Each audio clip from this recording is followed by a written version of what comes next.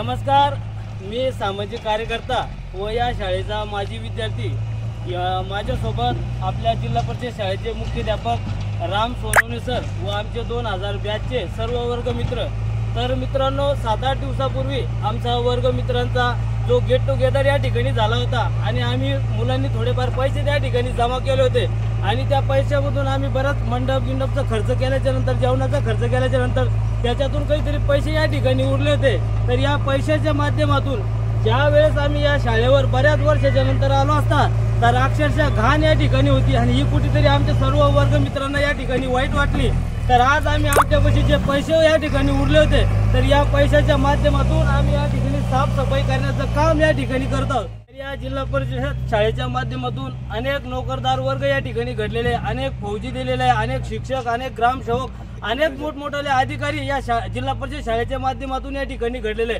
पण कुठेतरी या शाळेकडे गावाचा किंवा इतर प्रतिनिधी लोकांचं दुर्लक्ष या ठिकाणी दिसून येत आहे। आताच आम्ही घाण या ठिकाणून काढलेले, पण पुन्हा 7-8 दिवसाने या जिल्हा परिषद शाळेपाशी पुन्हा घाण या ठिकाणी होणार आहे। तर कुठेतरी या चिंचोली या शाळेच्या परिसरातील लोकांनी या ठिकाणी लक्ष द्यावे की आपण आपल्या परिसराची घाण या शाळेपाशी या ठिकाणी फेकू नये, कारण या शाळेमध्ये आपलेच मुलं या ठिकाणी शिकायला येत असतात। तर या घाणीमुळे अनेक मुलांना डेंग्यू, अनेक आजार या ठिकाणी होतात। जर एखाद्याचा मुलगा या ठिकाणी दगावला तर याला पूर्ण जबाबदार आपण या ठिकाणी राहणार आहे। गावातील जे प्रतिनिधी आहे, ग्रामपंचायत सदस्य आहे किंवा ग्रामसेवक आहे, तर यांनी या शाळेकडे लक्ष देऊन जे या बाहेरचं जे नालीतलं पाणी हे बाहेर या ठिकाणी काढावं।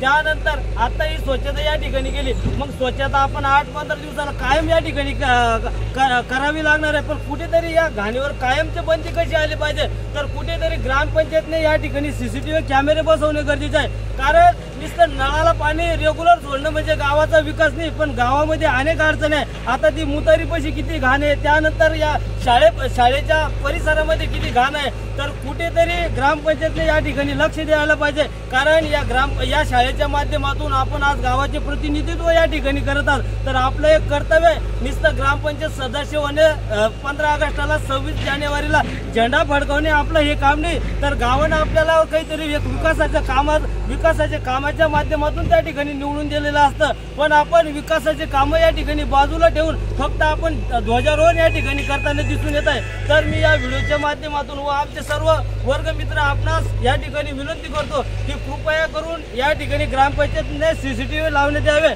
त्यानंतर या ठिकाणी नाल्या हे घाण पाणी या ठिकाणी पुढं काढण्यात यावं। मी असं ग्रामसेवकला या ठिकाणी सांगू इच्छितो।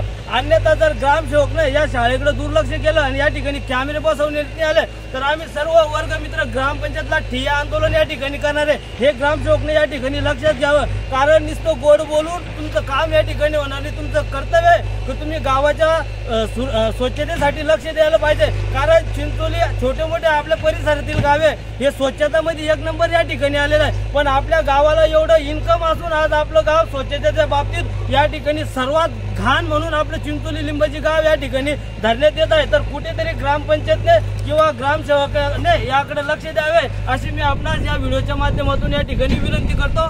धन्यवाद।